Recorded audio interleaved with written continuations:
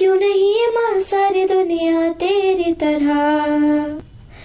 जब से पढ़ी है, जब से सुनी है तेरी ये वाणी माँ, तब से भला हूँ, तब से ढला हूँ, तेरी ही हूँ शरणा। उरी वाणी आई ओ आहा। चेतन कहा कभी शुद्धतम कहा, मुझे ऐसे पुकारा था माँ। तेरे डगर पे सदा जाना चाहूँ माँ, अविकारी पद ही मैं पाना चाहूँ माँ। सिद्ध बनूंगा, बंधन तोड़ूंगा, मुक्ति पद पाना है माँ। निज तत्व बता दे, प्रीति जगा दे, लोरी सुना देना माँ।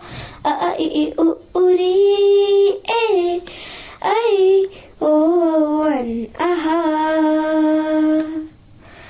आई उरी ए आई ओ आहा।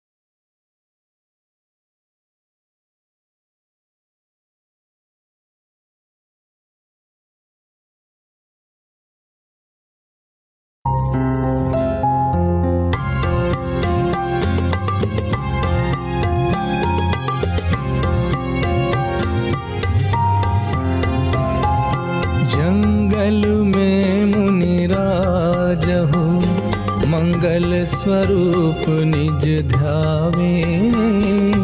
बैठ समीप संत चरणों में, पशु भी बैर भुलावे, पशु भी बैर भुलावे। जंगल में मुनिराज हो, मंगल स्वरूप निज ध्यावे। बैठ समीप संत चरणों में, पशु भी बैर भुलावे, पशु भी बैर भुलावे।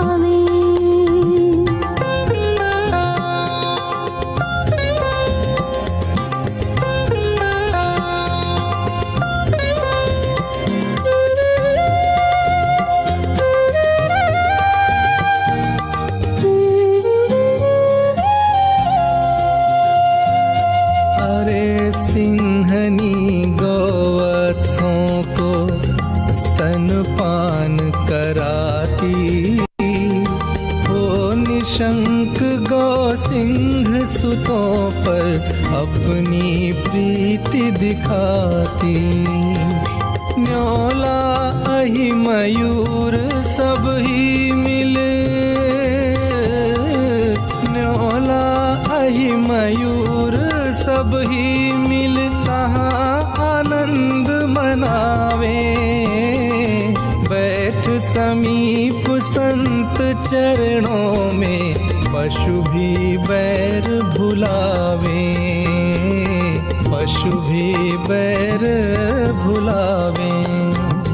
जंगल में मुनिराज हो, मंगल स्वरूप निज ध्यावे।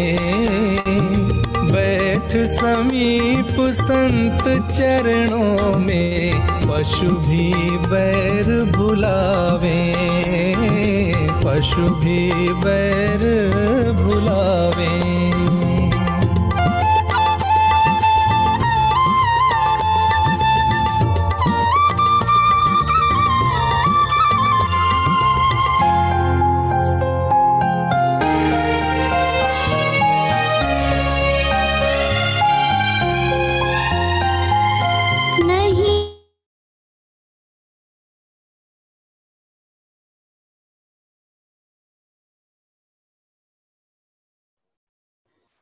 जय जिनेंद्र भाई साहब। जय जिनेंद्र, जय जिनेंद्र। आवाज आ रही है भाई साहब? हाँ आ रही है जी भाई साहब, आरंभ कर सकते। एक सेकंड, मेरी आवाज आ रही है ना? हाँ भाई साहब बिल्कुल। हाँ ठीक है ना, क्लियर? हाँ बिल्कुल भाई साहब। ओम नमः।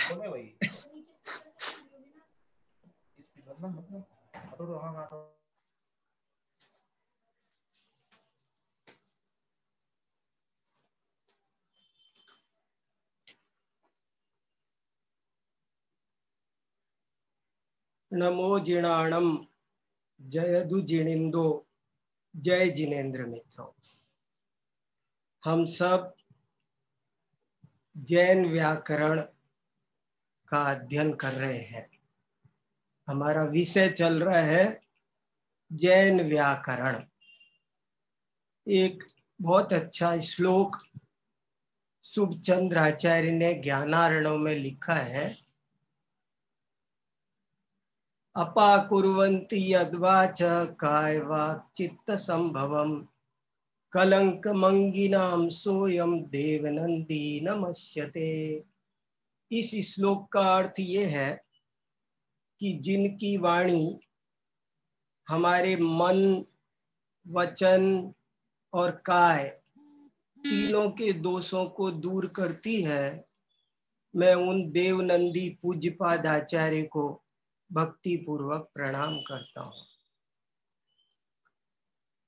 कहने का मतलब ये है कि जैन वांग्मय हमारा सर्वांगीण विकास करने के लिए है। हमें आत्म शुद्धि के लिए अध्यात्म विद्या सिखाता है, वचन शुद्धि के लिए व्याकरण सिखाता है और काय शुद्धि के लिए आरोग्य शास्त्र पढ़ाता है। सर्वांगीण विकास करने की कला का नाम है जैन दर्शन, और उसमें से हम जैन व्याकरण पर इस समय चर्चा कर रहे हैं।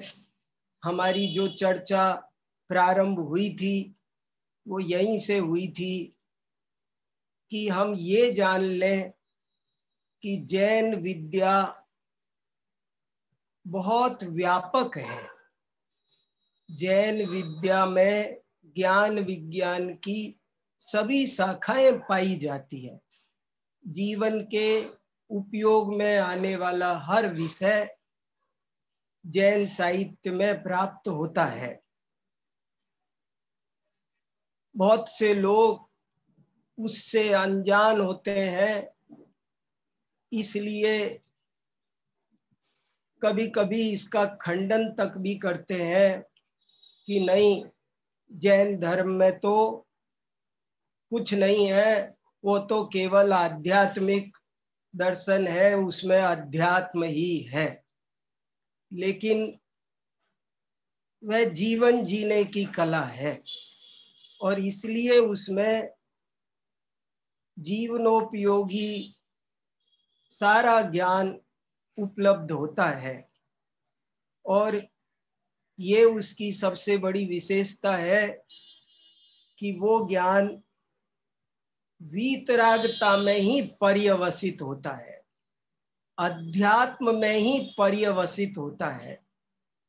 जो लोग अध्यात्म विद्या को नहीं जानते हैं वो जैन वाङ्मय की अन्य विधाओं को पढ़ते समय भटक जाते हैं। अध्यात्म विद्या शास्त्र तात्पर्य है, मूल है, और अन्य सभी विद्याएं साधनभूत विद्याएं हैं, उसकी पोषक विद्याएं हैं, उसकी समपोषक विद्याएं हैं।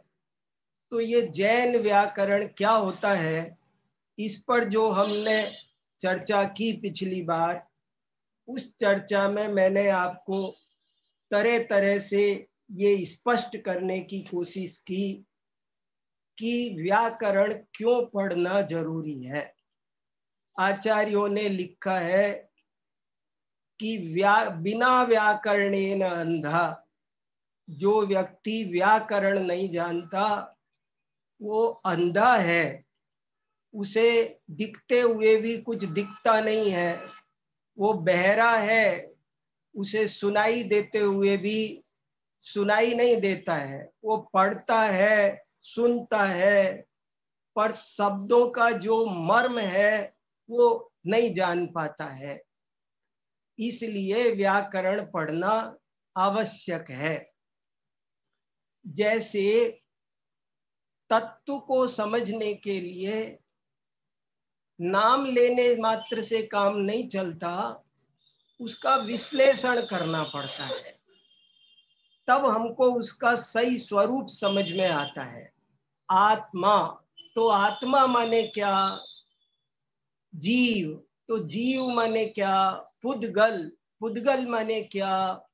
जैसे डॉक्टर शरीर को खोल कर देखते हैं तो शरीर का ठीक से ज्ञान कर पाते हैं।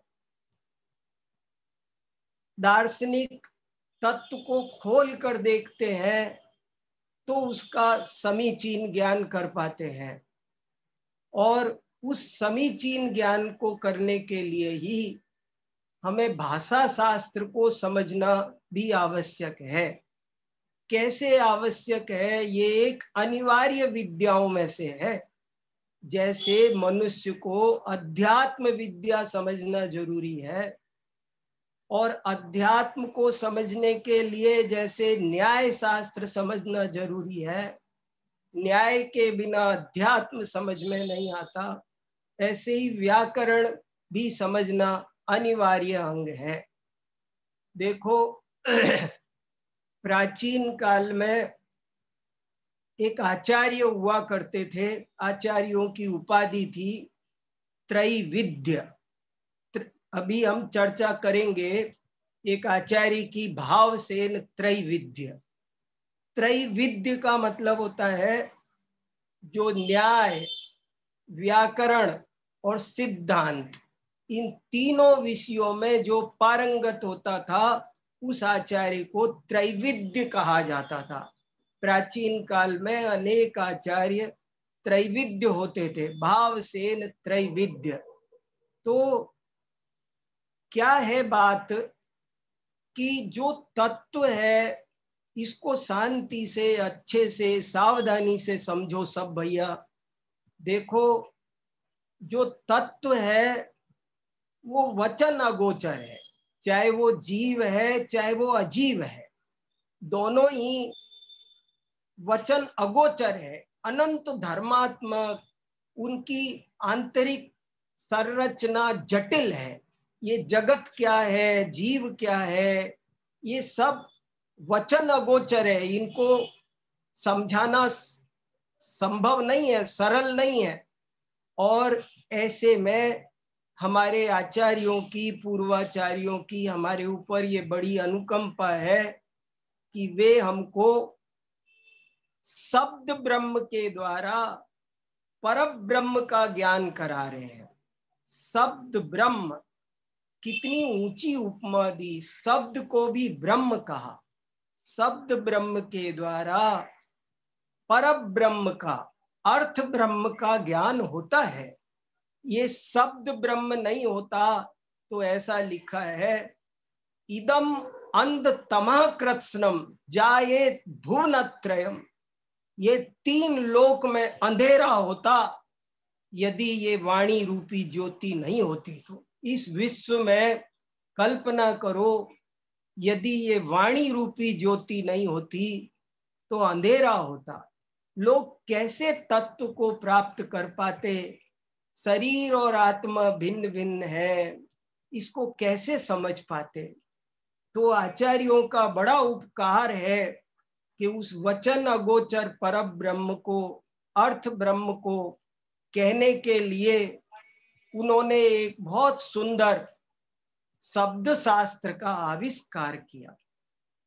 भगवान ऋषभ देव ने ये जो शब्द विज्ञान का सुव्यवस्थित संरचना प्रस्तुत की, वो तब से लेकर आज तक हमारे आचार्यों द्वारा चली आ रही है। हमारे स्वाध्याय में तभी गुणवत्ता आएगी जब हम व्याकरण समझेंगे। व्याकरण, व्याकरण शब्द का अर्थ होता है विशिष्ट रूपेण, वी प्लस आ प्लस क्री। वी माने विशिष्ट रूप से, आ माने भली भांति, आ समन्ता, क्री माने करना, उसको खोलना, उसका विश्लेषण करना, जो काम करे, क्योंकि शब्दों में अनंत शक्ति है। शब्द अनंत शब्द है और उन शब्दों का सबका बहुत सुंदर एक विशेष अर्थ है, और जो वो उस विशेष अर्थ को जानता है वही परब्रह्म के दर्शन कर पाता है।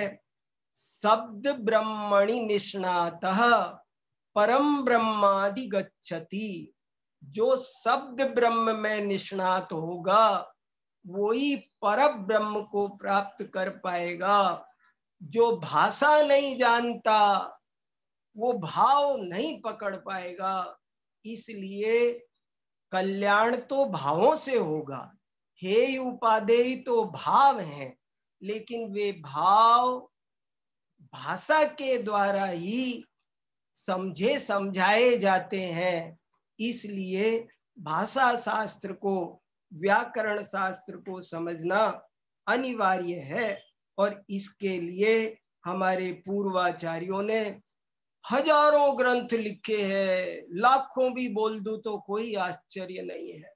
व्याकरण पर भारतीय संस्कृति में लाखों ग्रंथ पाए जाते हैं। ये बहुत, इसको नित्य कर्म माना जाता रहा है और सब लोग इसको पढ़ते रहे हैं। ये तो कुछ शिक्षा का ह्रास हुआ। हमारा देश काफी दिन तक परतंत्र रहा, हमारी सारी शिक्षा व्यवस्था अस्त व्यस्त हो गई, इसलिए लोग इन चीजों को ठीक से समझ नहीं रहे हैं। वरना हमारे यहाँ बहुत उच्च कोटि की शिक्षा थी और लोग रात और दिन पढ़ते थे। मंदिरों में बाकायदा व्याकरण की क्लास चलती थी। पंडित टोडरमल जी ने मोक्ष मार्ग प्रकाशक में 8 दफे व्याकरण पढ़ने की प्रेरणा दी है। खूब सभी आचार्यों ने, द्रव्य संग्रह के टीकाकार ब्रह्मदेव सूरी महाराज ने तो ये विधान बनाया है कि आप जब भी किसी आगम वचन का अर्थ करें तो पहले शब्दार्थ करें। शब्दार्थ, मतार्थ, आगमार्थ, भावार्थ समझेंगे तभी ज्ञान पूर्ण होगा। और ऐसा सबने लिखा है, सब आचार्य। धवला ग्रंथ में शुरू में ही, सबसे शुरू में पहली पुस्तक पे पेज नंबर 10 पर एक बहुत सुंदर श्लोक आया है। शब्दात् पद प्रसिद्धि पद सिद्धेरर्थ निर्णयो भवति अर्थात तत्वज्ञानम तत्वज्ञानात् परम श्रेयः। शब्द से पद का ज्ञान होता है, पद से अर्थ का ज्ञान होता है, अर्थ से तत्व का ज्ञान होता है, और तत्व ज्ञान से ही परम हित होता है। हित का कारण तत्व ज्ञान है, लेकिन तत्व ज्ञान, ठीक ठीक तत्व ज्ञान व्याकरण से होता है। वहीं प्राकृत में भी एक बड़ी अच्छी गाथा लिखी है। सुतत्थो खलु पड़मो बियो निजुत्ति मिस्सिदो भणिदो तिदियो ये निरवशेषो हे सविय हो दियणु जोगो। अनुयोग द्वार कहा, अर्थ लगाने को कहते हैं अनुयोग द्वार। वो चार अनुयोग वाला अनुयोग नहीं है, यहाँ अनुयोग का अर्थ है अर्थ लगाने की पद्धति को अनुयोग कहते हैं। तो कैसे अर्थ लगाया जाता है? तो कहते हैं सुतत्थो खलु पड़मो, सबसे पहले सूत्रार्थ करो, बियो निजुक्ति, फिर दूसरे नंबर पर उसकी निर्युक्ति लगाओ, फिर मिस्सिदो माने शब्द अर्थ का समन्वय बिठाओ, तिदियो या निरव से फिर उसका सर्वांग अर्थ करो, एस विय होदी अनुयोगो। इस प्रकार अनुयोग होता है। तो भैया ऐसी बात है, देखो व्याकरण थोड़ी संधि आती नहीं, समास आती नहीं, डिक्शनरी देखना आता नहीं, कैसे काम चलेगा? महान ग्रंथों का कैसे अर्थ खुलेगा? बड़े बड़े शब्द स्वयं अपना अर्थ बोलते हैं, लेकिन वो उनको सुनाई देता है जिन्हें व्याकरण आता है। तीर्थंकर, अब जिसको व्याकरण आता होगा उसको अंदर में अमृत घुल जाएगा शब्द सुनते ही। तीर्थंकर माने क्या, अरिहंत माने क्या, सिद्ध माने क्या, द्रव्य माने क्या, पुद्गल, क्या शब्द का अर्थ है, तत्व का क्या अर्थ है? वो आधा विषय तो शब्द में ही सिमटा पड़ा है। निर्जरा, तप, क्षमा, मार्दव, और शब्दों में सब। अगर हमको शब्द नहीं आ, शब्द ब्रह्म नहीं आता तो हम पर ब्रह्म को नहीं पहचान सकते। इसलिए सबसे पहले बचपन में बच्चों को व्याकरण पढ़ाई जाती थी, इसलिए व्याकरण का ज्ञान। देखो शब्दों में कितना ज्ञान माने क्या, विवेक माने क्या, बड़ा अंतर। पर्यायवाची नहीं है, ज्ञान, विवेक, परिचित्ति, संवेदन, कहने को सब पर्यायवाची है, लेकिन पर्यायवाची नहीं है। बड़ा अंतर है ज्ञान में और विवेक में, बड़ा अंतर है। विवेक माने जिस भेद ज्ञान का नाम विवेक है। ज्ञान दर्पण के समान कार्य करता है, लेकिन विवेक हंस के समान काम करता है। परिचित्ति, जो राग द्वेष रहित ज्ञान हो जाए उसका नाम परिचित्ति। समय सार में कहीं मुणे दब्बो लिखते हैं, कहीं ना दब्बो लिखते हैं, सब एक अर्थ नहीं है भैया सबका। जब सही अर्थ समझोगे तो आनंद की हिलोरें उठेंगी, और सही सही अर्थ समझ में, समय माने क्या, नियम माने क्या, पाउड माने क्या, ऐसे सब समझना। प्रकृष्टेन आभ्रतम पूर्वाचार्य आलीढ़म आस्वादितम इति आभ्रतम प्राभ्रतम।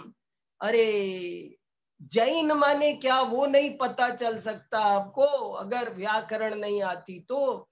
जिनस्य अनुयायिनः जैनः क जानः जयति दुर्जय दुर्घट कर्मारातीन इति जिनः। तब आनंद आएगा। सर्वज्ञ क्या, वीतराग क्या, सयोग केवली क्या, योग केवली क्या, गुणस्थान क्या, मार्गणा क्या, मार्गणा मृग्यते अलेन इति मार्गणा। तो ये सब पता नहीं तो मृग को मृग क्यों कहते हैं, पशु को पशु क्यों कहते हैं, लोक को लोक क्यों कहते हैं, लोक्यन्ते जीवादया अर्था यत्र स लोकः। मेरे गुरुजी ने कहा कान पर चुंगी चौकी बिठाओ। कोई भी शब्द अगर कान में आता है, जैसे नगर के बाहर एक चुंगी चौकी होती है, कोई भी वाहन व्यक्ति आए तो वो चुंगी कीपर रोकता है उसे और कहता है अपना आई कार्ड दिखाओ। ऐसे ही कोई भी शब्द हमारे कान में प्रवेश करे तो उससे कहा करो 1 मिनट रुको, अपना आई कार्ड दिखाओ, तुम किस धातु से बने हो, क्या उपसर्ग है, क्या प्रत्यय है, तब आपको आनंद आएगा। फिर संधियां नहीं आती, विभक्तियां नहीं आती, समास नहीं आते। कई बहुव्रीहि समास है, आप तत्पुरुष समझ लोगे, शब्द का अनर्थ हो जाएगा। इसलिए थोड़ा सा समा, और ये कठिन नहीं है मगर आना आवश्यक है। आने के बाद जैसे कोई पहले गियर में गाड़ी चलाता हो तो अच्छे ड्राइवर को हंसी आएगी कि इसको कुछ नहीं आता।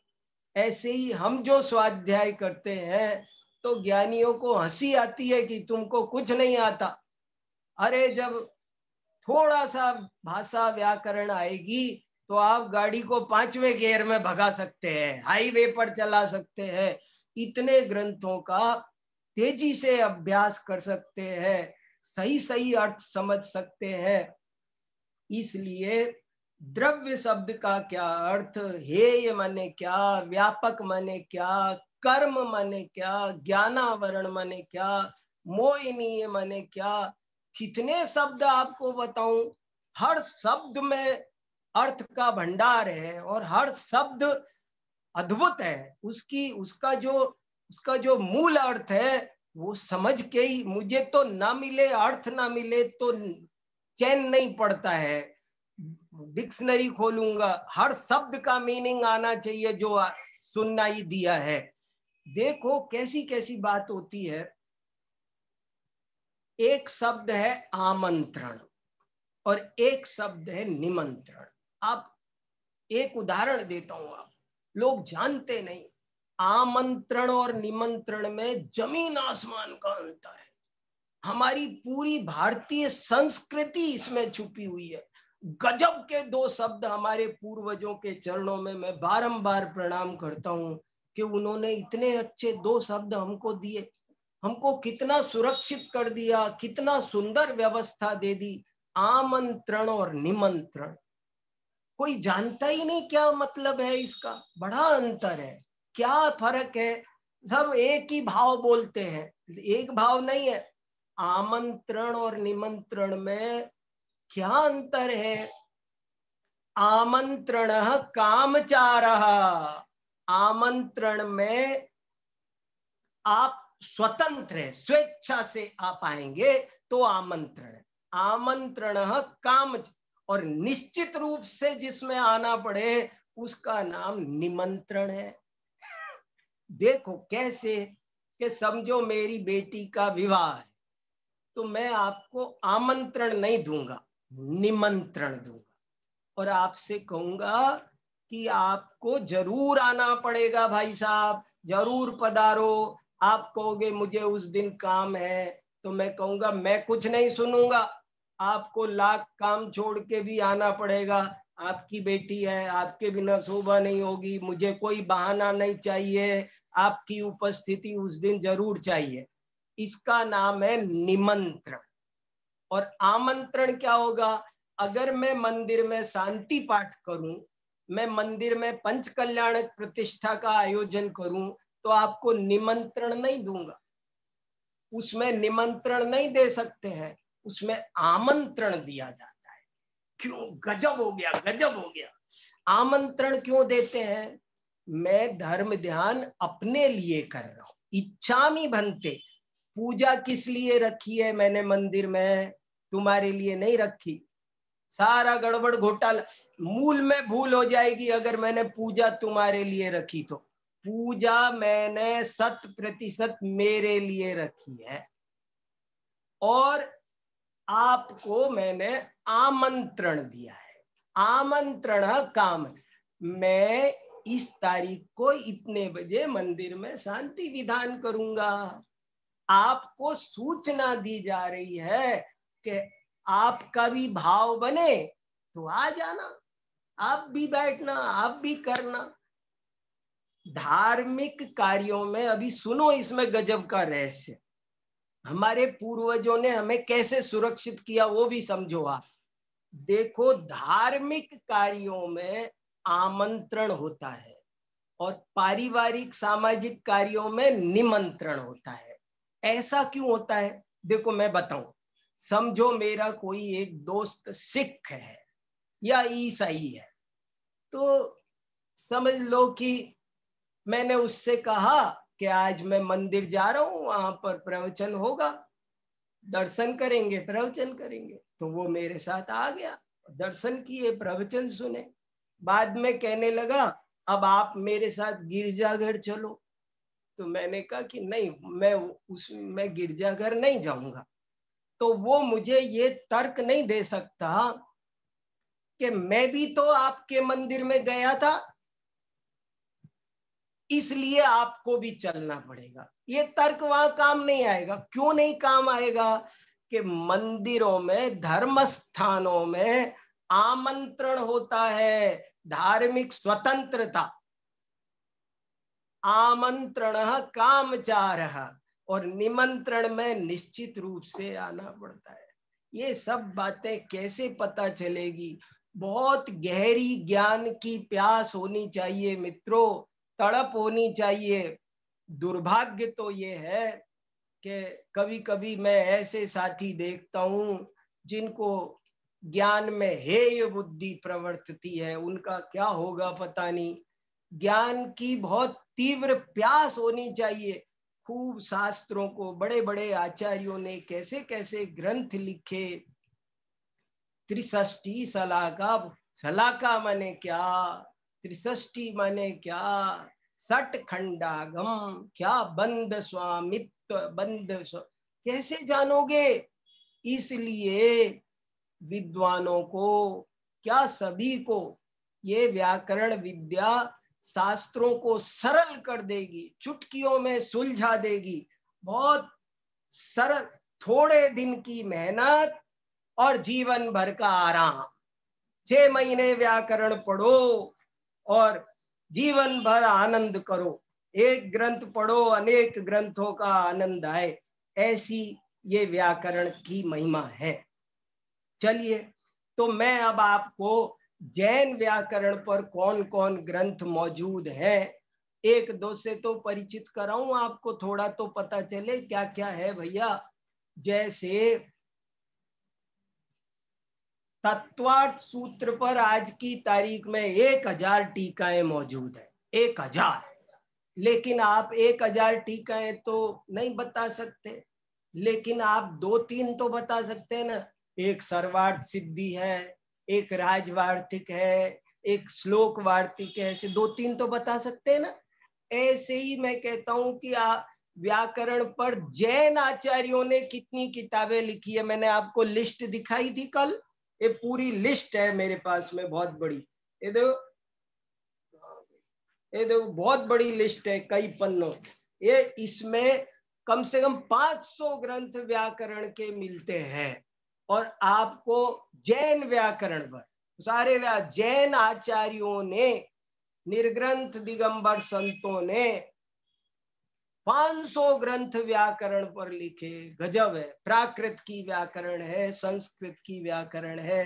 तो आपको 500 नहीं याद हो सके तो 2-3 तो पता होना चाहिए। नहीं पता हो तो शर्म आनी चाहिए कि मैं 2-4 व्याकरण ग्रंथों, क्या हम हमारे पूर्वाचार्यों के भक्त हैं? कैसी आचार्य भक्ति, कैसी बहुश्रुत भक्ति भैया। कैसे काम चलेगा? ऐसे कहने से काम नहीं चलता, कोरे गाल बजाने से। समझना जरूरी है। तो 2-4 व्याकरण के ग्रंथों के नाम तो सुनो आप। एक व्याकरण सबसे जबरदस्त, अभी आपको मैंने उल्लेख किया, पूज्यपाद आचार्य ने लिखा। पूज्यपाद देवनंदी, जिन्होंने इष्टोपदेश और समाधि तंत्र लिखा, उन्होंने एक व्याकरण लिखा है, जैनेन्द्र व्याकरण। जैनेन्द्र व्याकरण भारतीय ज्ञानपीठ से छपा है। कभी देखो तो सही, देख के तो आंख पवित्र करो, हाथ में लेके पावन मेरे पानी भये तुम परसते, कभी छुओ तो सही, कैसे काम चलेगा भैया। हमारी संस्कृति का बहुत ह्रास हो गया है, आपको होश नहीं है। देखो लोग बाग लगे हुए हैं और आज व्याकरण के नाम पर यूनिवर्सिटी कॉलेज सब में जो कुछ पढ़ाया जाता है, वैदिक व्याकरण पढ़ाए जा रहे हैं और व्याकरण पढ़ाए जा रहे हैं, पाणिनि व्याकरण पढ़ाया जा रहा है। जबकि अभी आज मैं आपको परिचय देने वाला हूं कि हमारे जैन व्याकरण किस तरह से गली गली में पढ़ाए जाते थे। तो पहला व्याकरण, बहुत प्रसिद्ध व्याकरण जो है वो जिनेन्द्र व्याकरण है, जैनेन्द्र व्याकरण, पूज्यपाद देवनंदी आचार्य ने लिखा। फिर शाक्टायन व्याकरण, नहीं उससे भी प्राचीन व्याकरण अभी बताता हूं। शाक्टायन व्याकरण, पंचग्रंथी व्याकरण, शब्दानुशासन व्याकरण हेमचंद्राचार्य का, जो दो चार याद रहे। आचार्य प्रभाचंद्र जिन्होंने प्रमेय कमल मार्तंड लिखा, उन्होंने शब्दाम्भोज भास्कर व्याकरण लिखा। और एक अद्भुत व्याकरण है, उसका नाम है कातंत्र व्याकरण। कातंत्र व्याकरण, इस कातंत्र व्याकरण का तो कहना ही क्या। इस कातंत्र व्याकरण के बारे में देखो, संस्कृत व्याकरण के नाम पर आज जैन गुरुकुलों में भी जो कुछ पढ़ाया जाता है वो अष्टाध्यायी पढ़ाई जाती है, जिसे पाणिनि ने लिखा है। लघु सिद्धांत कौमुदी पढ़ाई जाती है, मध्य सिद्धांत सिद्धांत कौमुदी पढ़ाई जाती है। लेकिन उस अष्टाध्यायी पर, एक पाणिनि की अष्टाध्यायी पर पतंजलि ऋषि ने महाभाष्य लिखा है, पतंजल महाभाष्य। उस पतंजल महाभाष्य में लिखा है कि अरे ये जो कातंत्र व्याकरण है, ये कातंत्र व्याकरण तो ग्रामे ग्रामे कालापकम काटकम च प्रोच्यते। देखो कातंत्र नाम का व्याकरण अभी भी मिलता है, अभी भी आपको चाहिए तो जगह जगह। ज्ञानमती माता जी ने उसका बहुत बढ़िया हिंदी टीका, हिंदी अनुवाद किया है, और वो यहाँ हस्तिनापुर से मिलता है। दामोदर शास्त्री जी ने कातंत्र रूपमाला का बहुत बढ़िया व्याख्यान किया है, वो भारतीय ज्ञानपीठ से छपा है, वो मिलता है। जानकी प्रसाद द्विवेदी ने कातंत्र व्याकरण पर कम से कम 150 टीकाएं आज मौजूद है। और ये 150 टीकाओं के देखो क्या क्या नाम है। कालाप दीपिका, कातंत्र दीपक, कातंत्र मंत्र प्रकाश, कातंत्र रूपमाला, कातंत्र विभ्रमाव चूर्णी, कातंत्र वृत्ति पंजिका, कातंत्र विस्तर, कातंत्र वृत्ति, कातंत्र पंजिकोद्योत, कालाप प्रक्रिया, काल शिक्षा व्याकरण, कातंत्र भूषणम, कातंत्र वाक्य विस्तर, कातंत्र विभ्रम टीका, क्रियाकलाप, चतुष्क व्यवहार ढुंडिका, दुर्ग पद प्रबोध, दुर्ग वृत्ति टिप्पणी, दौर्ग सिंगी वृत्ति, धातु पारायणम, बालावबोध, वृत्ति त्रयन, ऐसे ऐसे बहुत सारी इसकी टीकाएं हैं। जरा पहले इसका थोड़ा सा हम परिचय सुन लेते हैं। मित्रों, एक कातंत्र नाम का व्याकरण पाया जाता है जो आजकल उपेक्षित है। आजकल सब जगह यूनिवर्सिटी में ये संस्कृत का व्याकरण ग्रंथ है, और इस व्याकरण ग्रंथ को एक सर्ववर्मा नाम के जैन आचार्य ने लिखा है। सर्ववर्मा नाम के जैन आचार्य ने लिखा है। ये जैन व्याकरण है, और इस व्याकरण की प्राचीन काल में तो ये व्याकरण बहुत अधिक पढ़ाया जाता था। ग्रामे ग्रामे कालाप कम काट कम च प्रोच्यते। गांव गांव में, यहाँ गांव गांव माने क्या होता है पता है? संस्कृत में ग्राम शब्द का क्या मतलब होता है यही नहीं पता होगा। संस्कृत में ग्राम शब्द का अर्थ वो नहीं होता जो हम आज समझते हैं। ग्राम का अर्थ होता है गली। ग्राम शार्दूल, कुत्ते का नाम है ग्राम शार्दूल। अब वो नहीं आता होगा तो समझ, ग्राम शार्दूल माने क्या? शार्दूल माने सिंह, गली में शेर बनता है इसलिए कुत्ते को कहते हैं ग्राम शार्दूल। तो ग्राम माने गली। पतंजलि लिखते हैं कि देखो भाई, गली गली में कातंत्र व्याकरण पढ़ाया जा रहा है, गली गली में कातंत्र व्याकरण पढ़ाया जा रहा है। वो अष्टाध्यायी की टीका करते समय लिख रहे हैं। कस्तूरचंद कासलीवाल जो पांडुलिपियों के बहुत बड़े विद्वान, उन्होंने कहा, लिखा है कि मुझे एक भी ग्रंथ भंडार ऐसा नहीं मिला जिसमें कातंत्र व्याकरण की पांडुलिपि ना मिली। कैसे रातर दिन पांडुलिपियों में डूबे हुए विद्वान वो लिखते हैं कि मुझे एक भी हस्तलिखित ग्रंथ भंडार ऐसा नहीं मिला कि जिसमें कातंत्र व्याकरण नहीं मिला हो। माने पहले कातंत्र व्याकरण खूब पढ़ाया जाता था। और कब तक आपको पता है? पंडित टोडरमल जी ने भी कातंत्र व्याकरण पढ़ा था, अकलंक आचार्य ने भी पढ़ा था, पूज्यपाद आचार्य ने सर्वार्थ सिद्धि में कातंत्र व्याकरण कोट किया है। तो सर्वार्थ सिद्धि में, राजवार्तिक में, श्लोक वार्तिक में, सब जगह कातंत्र व्याकरण के सूत्र लगा लगा के समझाया गया है कि इस शब्द का ये अर्थ है। ऐसे माने वो परंपरा चलती आई। और ये कब तक चलती रही है आपको पता है? पंडित टोडरमल जी ने भी मोक्ष वो कातंत्र व्याकरण पढ़ा है। क्या प्रमाण है कि उन्होंने कातंत्र व्याकरण का पहला सूत्र है सिद्धो वर्ण समाम्नायः। कैसे शुरू होता है? बहुत सिद्धो वर्ण समाम्नायः तत्र चतुर्दशादौ स्वरः 10 समानः तेषां द्वौ द्वौ अन्यो अन्यस्य सवर्णः। ये इसका नाम कातंत्र क्यों है वो सुनो, गजब की बात। का मतलब होता है, का माने संक्षिप्तम। का शब्द का अर्थ है, देखो, का अर्थात संक्षिप्तम, ईसत तंत्रम। ये देखो जो पाणिनि का व्याकरण है उसमें 3996 4 कम 4000 सूत्र पाए जाते हैं, लेकिन कातंत्र व्याकरण में केवल 1483 सूत्र पाए जाते हैं। कातंत्र व्याकरण की एक सबसे बड़ी विशेषता ये है कि ये संक्षिप्त है। संक्षिप्तम तंत्रम कातंत्रम, ये शॉर्ट एंड स्वीट है। जैन आचार्य हर चीज को शॉर्ट में कहना पसंद करते हैं, इसलिए कातंत्र व्याकरण की पहली विशेषता है कि ये संक्षिप्त है। देखो, कातंत्र व्याकरण का एक दूसरा नाम है मुष्टि व्याकरणम। इसका एक नाम है मुष्टि व्याकरणम। मुष्टि व्याकरणम माने मुट्ठी में आ जाए। ये जैसे कहते हैं ना, छोटी किताब बनाओ, हैंडी, तो मुष्टि व्याकरणम इसका नाम है। एक इसका नाम है कालाप व्याकरणम।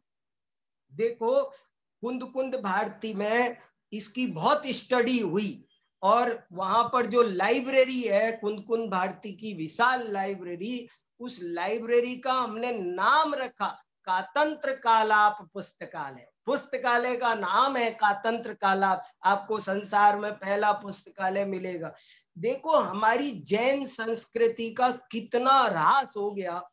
हमारा जैन व्याकरण वो जो गली गली में पढ़ाया जाता था, वो आज कोई उसका जैन गुरुकुलों में नहीं पढ़ाया जाता। सोचो तो सही, कैसी उसकी उपेक्षा हुई है।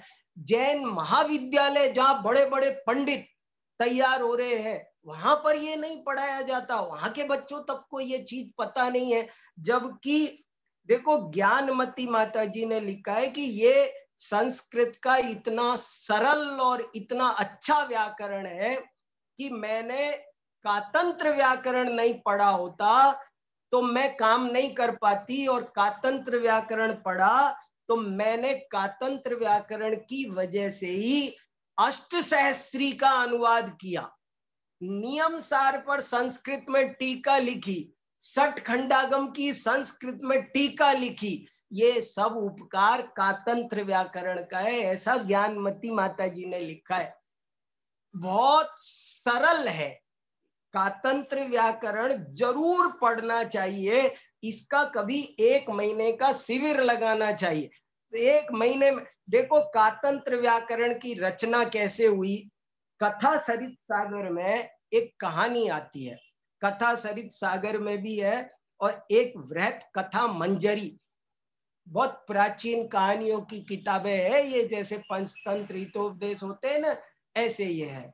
तो वृहत कथा मंजरी में और कथा सरित सागर में एक बहुत अच्छी कहानी आती है। वो कहानी से पता चलता है, आपको बहुत कुछ पता चलेगा ये कातंत्र व्याकरण कैसा है। एक राजा था सातवाहन, शालिवाहन भी उसका अपर नाम है, सातवाहन कहो या शालिवाहन कहो। वो राजा एक बार अपनी रानी के साथ जल क्रीड़ा कर रहा था, और जल क्रीड़ा करते समय रानी राजा पर पानी फेंक रही है, रानी राजा पर, दोनों जल क्रीड़ा कर रहे थे। तो जब जल क्रीड़ा कर रहे थे तो करते करते रानी ने कहा मोद कम देही, मोद कम देही।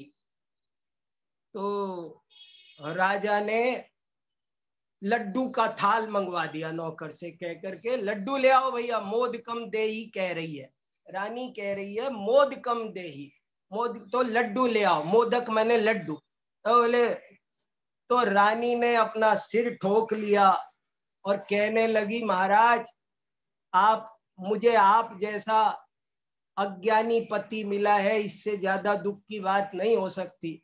अरे महाराज हम जल क्रीड़ा कर रहे हैं, इस समय लड्डू का प्रसंग है क्या, यहाँ लड्डू कहाँ से आ गए। मैं कह रही थी माँ उदकम देही, महाराज मेरे ऊपर और पानी मत फेंको, माँ उदकम देही, मेरे ऊपर उदक मत फेंको, मैं ये कह रही थी। और आप हो कि आपको इतनी सी संधि नहीं मालूम, प्रसंग नहीं पता, लड्डू मंगा दिए, दुखी हो गई, नाराज हो गई, रूठ गई, मूड खराब हो गया रानी का। जल क्रीड़ा का माहौल, खुशी खुशी का सारा माहौल खराब हो गया। राजा बहुत दुखी हुआ, और राजा ने अपने दरबार में जाकर के मंत्रियों से, विद्वानों से चर्चा की कि भैया ऐसे ऐसे हुआ और मुझे व्याकरण पढ़ाओ कोई कैसे। तो एक मंत्री था, उसने कहा महाराज मैं व्याकरण पढ़ा दूंगा। तो बोले पढ़ाओ। तो बोले 12 वर्ष लगेंगे, 12 वर्ष लगेंगे। उस मंत्री ने कहा 12 वर्ष लगेंगे।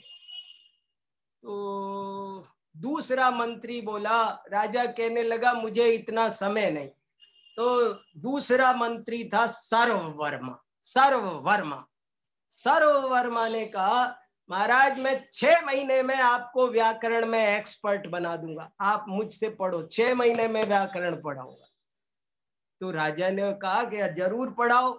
और राजा सर्ववर्मा ने उस राजा सातवाहन या शालिवाहन को पढ़ाने के लिए जिस व्याकरण ग्रंथ की रचना की, उस व्याकरण ग्रंथ का नाम है कातंत्र व्याकरण। और इसका पहला सूत्र है सिद्धो वर्ण समाम्नायः, मतलब वर्ण परंपरा, शब्द का कर्ता धर्ता कोई नहीं, वो अनादि से सिद्ध है, सिद्धो वर्ण समाम्नायः। और जैनेन्द्र व्याकरण का पहला सूत्र क्या है, वो तो कुछ तो पता हो, जैसे तत्वार्थ सूत्र का पहला सूत्र है सम्यक दर्शन ज्ञान चारित्राणि मोक्ष मार्ग है, ऐसे ही जैनेन्द्र व्याकरण का पहला सूत्र है सिद्धिरनेकांतात्, पहला सूत्र है सिद्धिरनेकांतात्, सब चीज की सिद्धि अनेकांत से होगी, सिद्धिरनेकांतात्। तो ऐसे वो पहला सूत्र से लेकर के ये कातंत्र व्याकरण की, और इसमें कितने सूत्र कुल मिलाकर 1483 सूत्र है, और सॉल्ट है पाणिनि व्याकरण में तो प्रत्याहार बनाए, और प्रत्याहार की वजह से वो कठिन हो गया। केवल विद्वानों के काम का है पाणिनि व्याकरण समझना, लेकिन कातंत्र व्याकरण के बारे में देखो क्या लिखा है। देखो, छांदसा स्वल्पमतया शास्त्रांतर रताश्च ये ईश्वरावाच्या निरता तथा लस्य युताश्च ये वणिजस्य तृष्णादि संसक्ता लोकयात्रादिषु स्थिता तेषां क्षिप्रं प्रबोधार्थम अनेकार्थम कलापकम।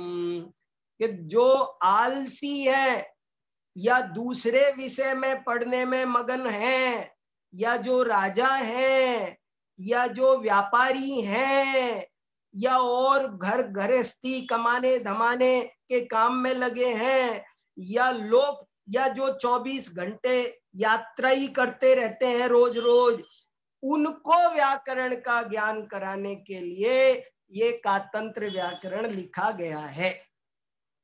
और इस कातंत्र व्याकरण का एक नाम जैसे मुष्टि व्याकरण है, ऐसे ही इसका एक नाम कालापकम भी है। कालापकम नाम क्यों है इसका? कलाप शब्द का अर्थ है, होता है मयूर पिच्छ। कलाप माने मयूर पिच्छ। सर्ववर्मा भी फिर मुनि बन गए, तो सर्ववर्मा मुनि महाराज का, दिगंबर मुनि जो मयूर पिच्छधारी है, उनका लिखा हुआ ये व्याकरण है। इसलिए इस व्याकरण का नाम एक कालाप व्याकरण भी है। और दूसरे लोगों ने इसकी निंदा भी की। उन्होंने कहा ये जानते हो कातंत्र व्याकरण माने क्या? बोले कुत्सितम तंत्रम। तो ये चला आया है श्रमण ब्राह्मण का कुछ थोड़ा बहुत, तो वही सब बात है। और कातंत्र व्याकरण की क्या क्या विशेषता है? कातंत्र व्याकरण की बहुत सी टीकाएं तिब्बत में, भूटान में 70-72 टीकाएं भूटान में, अफगानिस्तान में, माने ये जितना बड़ा भारत का प्राचीन एरिया था, वहां पर भी ये राजस्थान के हर ग्रंथ भंडार में ये पाई जाती है। देखो कितना जरूरी है। और इस पर भी जो एक सबसे जबरदस्त टीका है, वो भावसेन त्रैविध्य नाम के आचार्य ने लिखी है। त्रैविध्य आपको बताया, जो सिद्धांत, न्याय और त्रैविध्य, त्रैविध्य माने जो 3 विधाओं में निपुण हो, उसको कहते हैं त्रैविध्य। तो ये 3 विधाओं के मास्टर थे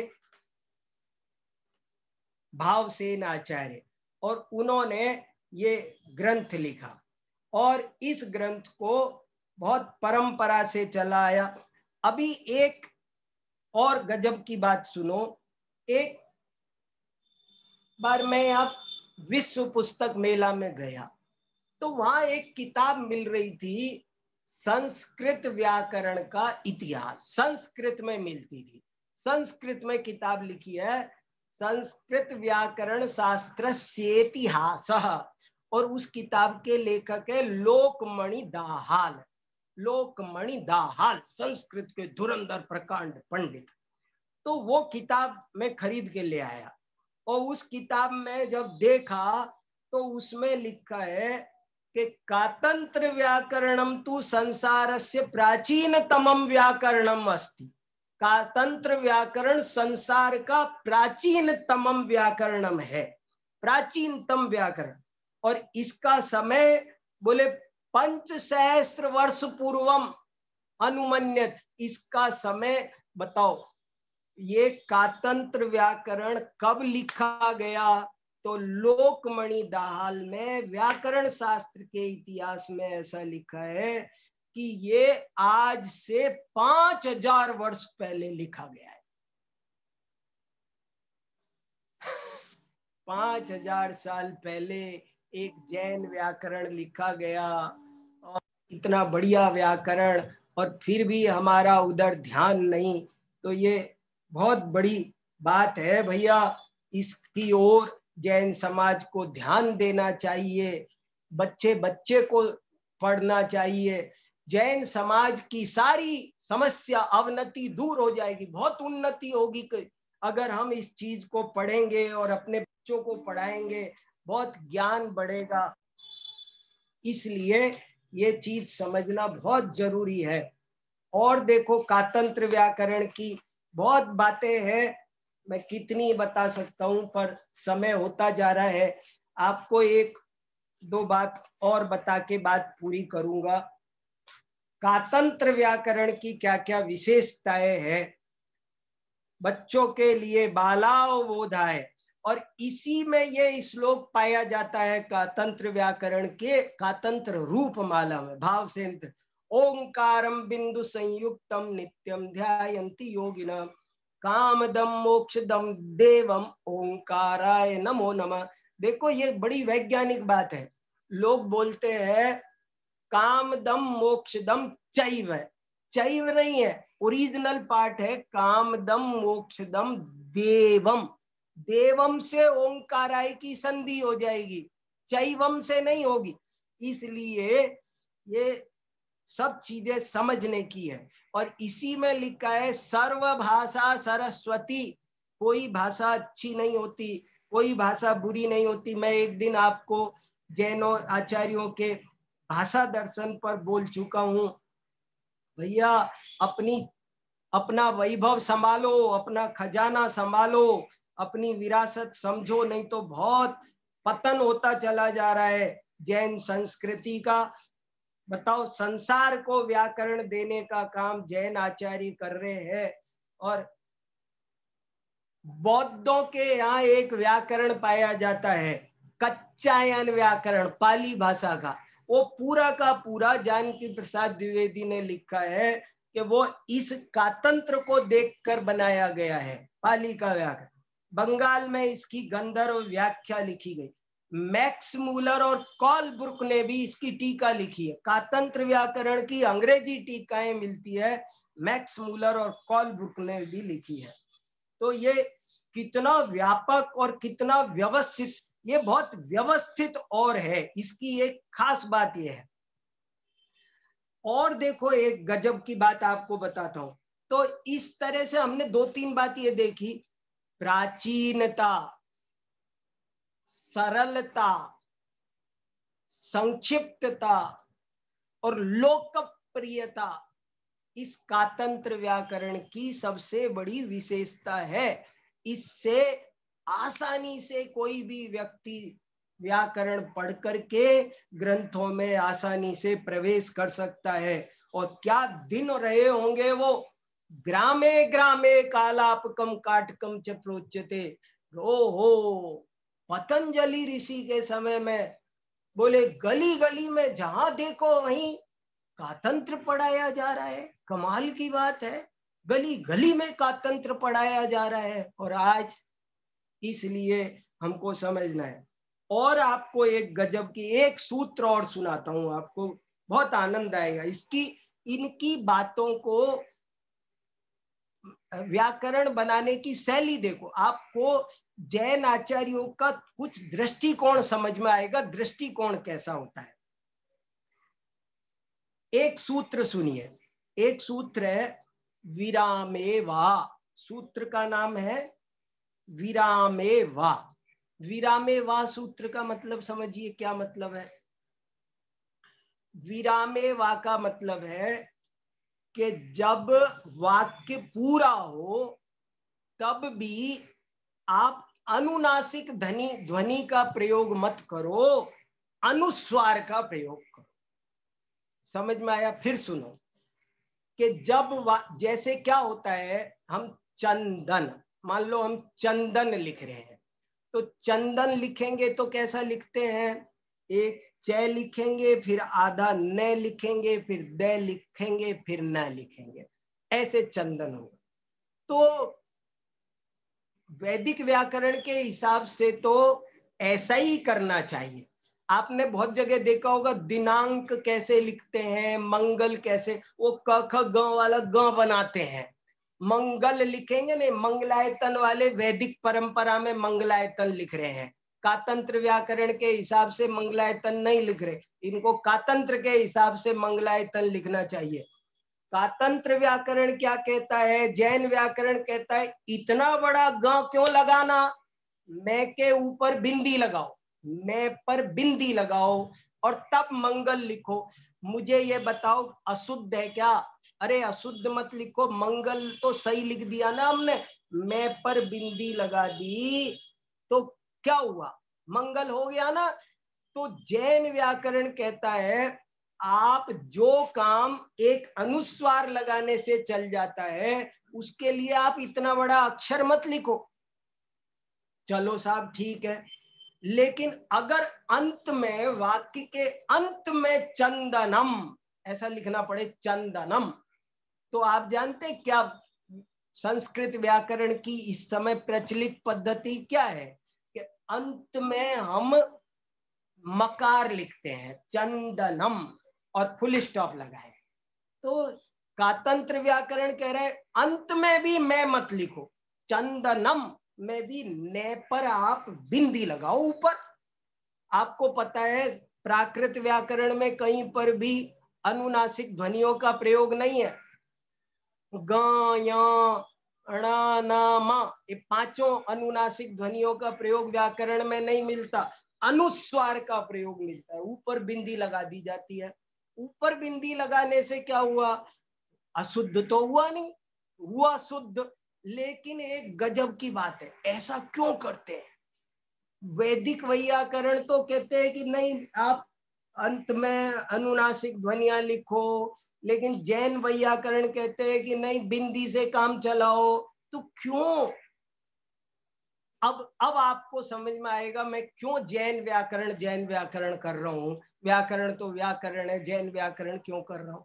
इसलिए कि उनका दृष्टिकोण जैन है। वो ऐसे कि वो कह रहे हैं कि आप जब ऊपर बिंदी लगा दोगे अक्षर की बजाय, तो बिंदी लगाने से क्या होगा कि बिंदी लगाने से, बिंदी लगाना वो अपरिग्रहवाद का सूचक है और अक्षर लिखना वो बहुआरंभ परिग्रह का प्रतीक है। कैसे? आपने बिंदी लगाई तो बिंदी लगाने से कागज कम लगेगा, स्याही कम लगेगी, समय कम लगेगा, जगह कम लगेगी, सब कम लगेगा। आप समझो जैसे ये किताब है, अब इस किताब में मैं सब जगह वो अनुनासिक ध्वनियों को मिटा मिटा के बिंदी लगा दूं तो क्या होगा पता है? इस किताब में से कम 5, 7, 8 पेज बच जाएंगे। 8 पेज, मान लो ये 800 पेज की है तो ये 20 पेज कम हो जाएंगे, और 1000 कॉपी छपी है तो वो कम से कम 20,000 पेज बच जाएंगे। और वो पेज किससे बनते हैं? पेड़ों से बनते हैं। तो ये पर्यावरण के लिए भी लाभदायक है। माने कहने का मतलब ये है कि ये अल्पारंभ परिग्रह का सूचक है, ये इसका महत्व है।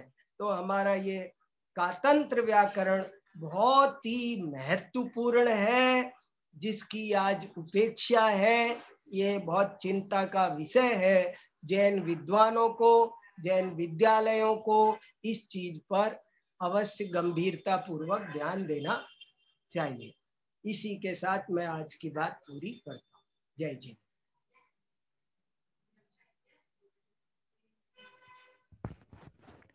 आदरणीय भाई साहब को बहुत बहुत धन्यवाद, जो हमें कातंत्र व्याकरण एक ऐसी चीज बताई है जो बहुत कम अपने जैन समाज में और जैन व्याकरण के रूप में जो विलुप्त सी हो गई है। मतलब इस चीज का प्रचलन बहुत जरूरी है। और जो अभी पाणिनि व्याकरण और ये सब चीजें जो पढ़ाई जाती हैं महाविद्यालयों में, तो भाई साहब की तरफ से एक हमें अपने राजकुमार जी भाई साहब पूछ रहे हैं कि हम अपनी संस्थाओं में इसका अध्ययन किस तरह से करवा सकते हैं। भाई साहब, राजकुमार जी भाई साहब पूछ रहे हैं। हाँ, देखो, कातंत्र व्याकरण की जो अभी मैंने 3-4 किताबें बताई, एक हस्तिनापुर मिलती है, एक ज्ञानपीठ मिलती है, एक लाडनू मिलती है। तीनों किताबें मंगा लो। उनकी हिंदी टीका है बहुत सुंदर, और उसको एक दफे जो व्यक्ति कोई पढ़ाने वाला विद्वान कोई बुला लो, जिनके मैंने अभी नाम बताए उनमें से दामोदर शास्त्री बहुत बढ़िया पढ़ाते हैं, उनको एक दफे बुला लो, बहुत बढ़िया आपको 15 दिन में पढ़ा के जाएंगे।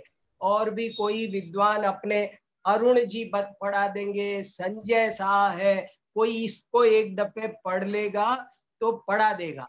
संजय को, अरुण जी को, इनको किसी को दे दो और ये किताब मंगाओ, और एक दफे सब बच्चियों को आप 15 दिन में, 1 महीना में एक कातंत्र व्याकरण पढ़ाओ उनको, बहुत अच्छी संस्कृत भाषा।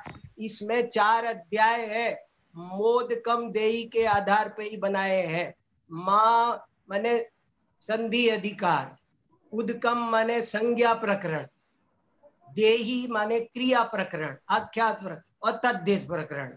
4 अध्याय है, बहुत बढ़िया, आराम से पढ़ा जाएगा। 4 ही तरह की चीजें होती है।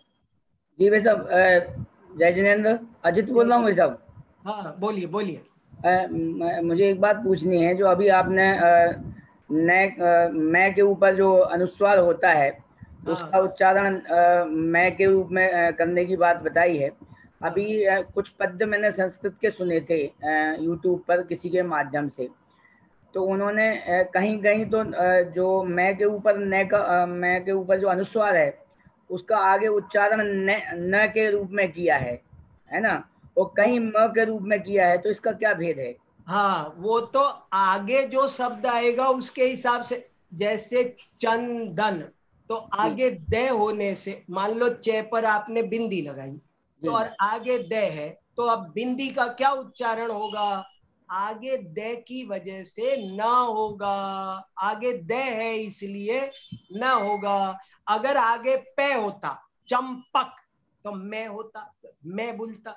मान लो शब्द होता चंपक, तो अब ये चे पर जो बिंदी है वो मैं बोली जा रही है, और अगर लिखा होता चंदन, आगे द होता तो ये बिंदी मैं, वो तो स्वाभाविक है। वो पूजा प्रतिज्ञा पाठ था किसी के द्वारा गाया हुआ, तो उसमें अधिकाधिक जो शब्द हैं उच्चारण किया गया अनुस्वारों का, उसमें न के रूप में ही उच्चारण कर दिया गया है। किसी ने क्या किया हमको पता नहीं, लेकिन क्या करना चाहिए वो ये करना चाहिए। देखो ना, स्वाभाविक है, जो चीज चंपक, चंदन, के पर बिंदी लगी हुई है, दोनों चम एक से ही है, लेकिन उसको चम बोलना कि चन बोलना आगे का अक्षर बताएगा। चंगा, अगर चंगा आगे गे है तो चे पर जो बिंदी है वो क ग ग बोलेगी। चंचल अगर आगे चे तो वो बोलेगा।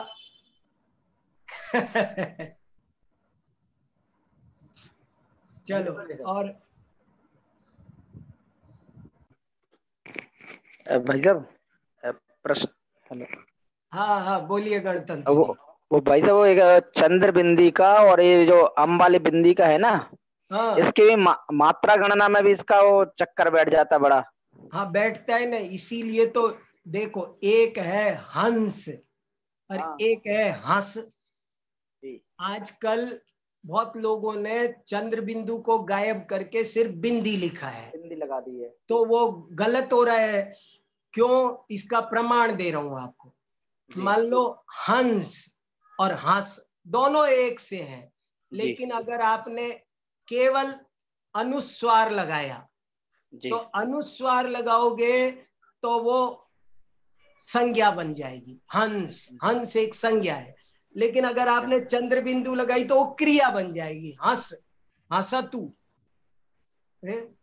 लोट लकार अलग है, लिंग लकार अलग है, आमंत्रण अलग है, निमंत्रण अलग है।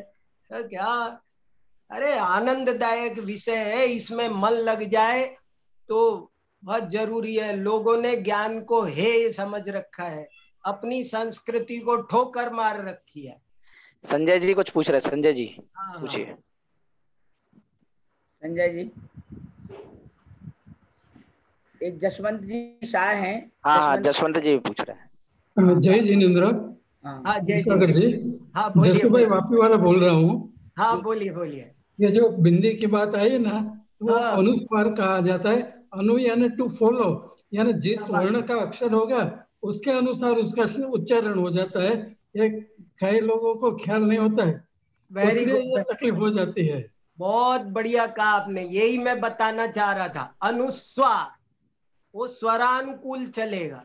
अरे व्याकरण तो पढ़ने लोगों तो रोचक बन जाते। हमारे गुरुजी कहते थे कि बिंदी ऊपर अक्षर नीचे, बिंदी छोटी है चंदन, तो ऊपर बिंदी लगाई और बिंदी छोटी और अक्षर बड़ा, फिर भी बिंदी को ऊपर, तो ऊपर क्यों बिठाया, छोटे को तो नीचे बिठाना चाहिए। तो बोले जो छोटा आदमी होता है ना वो ऊपर बैठना चाहता है, बड़े आदमी को कोई फर्क नहीं पड़ता, कहीं भी बिठा दो। और एक बात बोलनी थी, राजकुमार जी कुछ पूछ रहे हैं। और एक बात बोलनी थी। जो तमिल भाषा की जो मूलाक्षर जो है, स्क्रिप्ट जो है, उसमें जैसे हम म आधा लिखना है तो हलन करते हैं, उसके बदले ऊपर बिंदी लगाई जाती है। तमिल स्क्रिप्ट जो है, बिंदी लगाई तमिल जाती लिपि में ऊपर बिंदी लगाई जाती है। उसका मतलब हलन जिसको कहे आधा अक्षर, उस तरह का होता है। बहुत सही का, बहुत बढ़िया, बहुत अच्छा। वैसा भी है जो बोलिए राजकुमार जी बोलिए। हाँ मैं ये बोल रहा हूँ वैसे जय जिनेन्द्र कि तो जो दो तरह से कुछ नियम बन जाएंगे। पाणिनि व्याकरण सब विद्यालय में पढ़ाई जाती है। और कातंत्र व्याकरण का पढ़ाएं तो उससे कुछ कई जगह पर जो आपने बताया उससे विरोध दिखाई देता है। जब तो काम करेंगे तो समस्याएं अपने आप दूर होगी। हम चुप हो गए तो स्वतंत्रता के बाद उन्होंने अपना ही अपना सब जगह गवर्नमेंट में घुस करके वही सब लगा दिया। पहले कातंत्र व्याकरण गली गली में, अरे कम से कम मैं कहता हूं समन्वय होगा ना, कम से कम अशुद्ध तो मत मानो। ये एक आप झट से लाल गोला मार देते हैं कि गलत है, गलत नहीं है। एक परंपरा, ये एक परंपरा। विरामे वा शब्द डाला है, मतलब विकल्प से, विरामे वा विकल्प से तो अनुस्वार इसलिए मैंने जो पहले मैंने पूछा था वो यही पूछना चाह रहा था मैं कि इस समूह में और कुछ यूट्यूब पर जुड़े हुए हैं तो विद्वत वर्ग है इसमें, तो जो अपनी केवल शाश्वत धाम या जयपुर की बात नहीं, अपनी 20 संस्थाएं चल रही हैं। वो इंग्लिश मीडियम वाली भी संस्थाएं हैं और शास्त्री वाली भी हैं। तो क्या इंग्लिश मीडियम वालों में भी हम ये शास्त्री जो संस्कृत प्रेमी लोग हैं वो इन संस्थाओं से निवेदन कर सकते हैं कि भाई एक आध अधिकार किसी रूप में दूसरों को पढ़ाया जाए और इसका पता चले कि ये जैन व्याकरण है, हमारे जैनाचार्य के द्वारा है। नहीं तो ब्राह्मण इसको पढ़ा नहीं रहे हैं और हम पढ़ नहीं रहे हैं तो वो गायब हो रही है। देखो मैं बहुत बढ़िया कह रहे हो, और मैं तो ये विषय आज इसीलिए लिया है, कम से कम कातंत्र व्याकरण पर 2-2, 3-3 दिन के कार्यशाला तो करो, थोड़ा थोड़ा परिचय तो दो। ये 4 अधिकार है, ये विषय सबको कम से कम परिचय तो दो। और फिर जब मौका मिले तो किसी विद्वान को 15 दिन के लिए, 1 महीने के लिए बुला करके, बहुत जबरदस्त क्रांतिकारी लाभ होने वाला है। मैं शुरू से नहीं जुड़ पाया था, वैसे एक प्रश्न पूछना चाहते, जैनेन्द्र व्याकरण उपलब्ध है क्या अभी? हाँ जैनेन्द्र व्याकरण हाँ मिलती है, भारतीय ज्ञानपीठ से छपी हुई है। नहीं, जैनेन्द्र व्याकरण पूज्यपाद स्वामी का। वही का पहला सूत्र है सिद्धि अनेकांता। वो आप बताओ। ठीक वो मौजूद है और मिलती है, छपी हुई है। और आपको तो शायद वो जो किताबों का ऑर्डर दिया था उसमें भेजी थी हमने, मालूम नहीं आपने हटाई तो नहीं थी, मालूम मैं देख लेता हूँ, नहीं तो दोबारा मंगा लेंगे, जरूर आएंगे। जसवंत जी कुछ और पूछना चाहते हैं क्या? जी हाँ आप पूछिए साहब। हाँ बोलिए।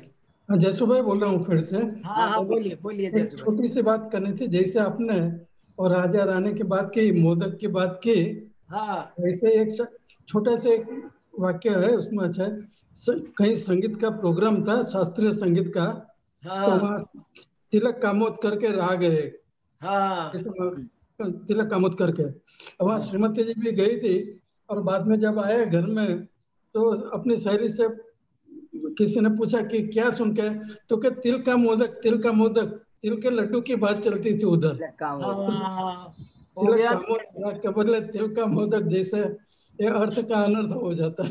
अरे बहुत बढ़िया था आलोक जी भाई साहब। हमारी ये जो सभा है वो इतने अच्छे मनीषियों से सुसज्जित है। आलोक जी भाई साहब पूछ रहा कुछ प्रश्न है। आलोक जी भाई साहब। हाँ भाई साहब, जय जिनेन्द्र। जय जिनेन्द्र, बोलो भैया, सुनाओ। ऐसा है, महाराष्ट्र प्रदेश में जब अपन किसी शहर का नाम लिखते हैं, एक उदाहरण के तौर पे मैं बोल रहा हूँ कि जैसे नागपुर लिखते हैं अपन, और महाराष्ट्र प्रदेश में नागपुर को उकार जो है दीर्घ लिखने की जो परंपरा है, और उस दीर्घ लिखने की परंपरा को इधर के साहित्यकार उसको गुण समझते हैं, नहीं ये सही है और रस्तो उकार गलत है। तो ऐसा व्याकरण में ऐसा फर्क होता है क्या? वो मराठी का व्याकरण अलग चलेगा ना, हर भाषा का व्याकरण अलग है। नहीं, मराठी और हिंदी का व्याकरण में ऐसा फर्क भेद होता है कि व्याकरण तो एक से होनी चाहिए। हाँ होता है अच्छा। व्याकरण, भाषा के कारण व्याकरण में अंतर पड़ता है। अच्छा ठीक है। भाषा के कारण व्याकरण में अंतर पड़ता है। यहाँ पीने का पानी मिलता है। पीने का पानी। तो हमें लिखते समय क्या करना चाहिए फिर? नहीं, वो तो अब हिंदी में लिखोगे तो हिंदी के व्याकरण के अनुसार लिखोगे। नहीं, हम हिंदी प्रदेश में रहने लगेंगे तो हिंदी जैसा लिखे, महाराष्ट्र में रहने लगेंगे तो महाराष्ट्र जैसा लिखे। नहीं, चाहे महाराष्ट्र में लिखो, लेकिन अगर हिंदी भाषा लिखोगे तो हिंदी लिखोगे, और दिल्ली में आकर लिखो लेकिन नहीं तो फर्क पड़ जाएगा। यहाँ खेत जुता, अगर वहाँ लिखी है जूता, खेत जूता, तो वो जूता बड़ा ऊँची मात्रा हो जाएगा। अगर ऊँची मात्रा का भी नहीं, वो उनका भी कुछ सिस्टम है व्याकरण का, ऐसे ही नहीं है। मराठी का भी कुछ सिस्टम तो है। नहीं भाई साहब, ऐसा है, महाराष्ट्र में हमारे धन्य कुमार जी भोरे का नाम आपने सुना होगा। जो मराठी अनुवादक थे, वो अपने परमागमों का अनुवाद जिन्होंने किया है। मैं जानता हूं। एक सभा है और उसमें 200 लोग बैठे हैं, और उस एक अगर अपन परिच्छेद उनको लिखने के लिए दिया है, अगर उस 200 में से अगर 199 लोगों ने गलत लिखा और एक व्यक्ति ने सही लिखा, तो जो 199 लोगों ने लिखा उसको सही माना जाता है। वो भाषा विज्ञान है, कभी इस पर भी चर्चा करेंगे। एक व्याकरण अलग होता है, भाषा विज्ञान अलग होता है। देखो, व्याकरण और भाषा विज्ञान में क्या अंतर होता है। व्याकरण तो ये बताता है कि शुद्ध क्या है, और भाषा विज्ञान ये बताता है कि क्या प्रचलन में चल पड़ा है। जो प्रचलन माने रूढ़िर शास्त्रात् बलीयसी, एक उक्ति है, रूढ़िर शास्त्रात् बलीयसी, रूढ़ी शास्त्र से भी ज्यादा बलवान है। तो जो चीज रूढ़ी में आ जाती है उसको फिर भाषा विज्ञान स्वीकार करके व्याकरण में लाता है, फिर बाद में व्याकरण भी उसे स्वीकृति दे देता है। अच्छा ठीक है। हाँ, वेरी गुड, अच्छा, बहुत अच्छा। और कोई कुछ पूछना चाहता है? बहुत अच्छी चर्चा चल रही है। वाह, अगर किसी की इच्छा हो तो पूछ सकते हैं। चलिए साहब, गणतंत्र जी समापन करें। हाँ, जसवंत जी कुछ कहना चाह रहे हैं क्या? हाँ जी, जय जिनेन्द्र। आपने जो आमंत्रण और निमंत्रण की जो बात बताई ना, तो वो धार्मिक में तो हमेशा ये होता है, जो आमंत्रण होता है, अगर निमंत्रण देवे तो वो व्यक्ति खुद भी पाप करेगा आने जाने में, तो वो दोषित हो जाता है। Very good. इसलिए निमंत्रण ऐसा नहीं बोलेंगे, व्याख्यान है ऐसा, व्याख्यान में पधारिया ऐसा नहीं बोलेगा, महाराज जी का व्याख्यान है, क्योंकि वो जिसको इरियापथिक क्रिया कहते हैं, उस तरह गमनागमन में या तो खुद भी दोष लगे तो वो दोषित हो जाता है। इसलिए आमंत्रण और निमंत्रण में ये फर्क रहता है वहाँ पे। बहुत बढ़िया कहा जसू भाई, बहुत बढ़िया कहा। हम दोस्त के भागी बनेंगे, हम बुलाए तो। एक और प्रश्न है डॉक्टर श्रेयांशी जबलपुर का। भाई साहब एक मिनट, गणतंत्र जी एक मिनट बस। हाँ, बोलिए। एक छोटी सी सूचना दे दो, नहीं भूल जाऊंगा मैं। बोलिए। कल से 14, 15, 16 3 दिन अपने खनिया थाना से जिन धर्म प्रभावना शिविर लग रहा है, तो उसमें सुबह से लेके शाम तक कार्यक्रम तो रहेंगे, लेकिन भाई साहब का प्रवचन 4 से 5 इसी समय रहेगा। वो टाइम खाली रखा है भाई साहब के टाइम के लिए। वाह, अरे क्यों लोगों को डिस्टर्ब नहीं वो सब वो उसमें नहीं बिल्कुल अलग है भाई साहब, वो बिल्कुल अलग रखा हुआ है उसमें, इसलिए वो दोपहर में एक प्रवचन रखा है उन्होंने बस, और एक ही आपका रहेगा ऐसा। ये ममता जी कुछ पूछना चाहती है? श्रेयांशी भी कुछ पूछ रहे हैं। मैं पूछना कुछ नहीं। हेलो, हाँ बोलो। मैं ये कहना चाहता हूँ भाई साहब कि कातंत्र व्याकरण जो है वो विद्यासागर महाराज जी के संघ में जितने भी ब्रह्मचारी वगैरह हैं, समूह में सब पढ़ी जाती है। और भी पढ़ी जाती है, सही कहा।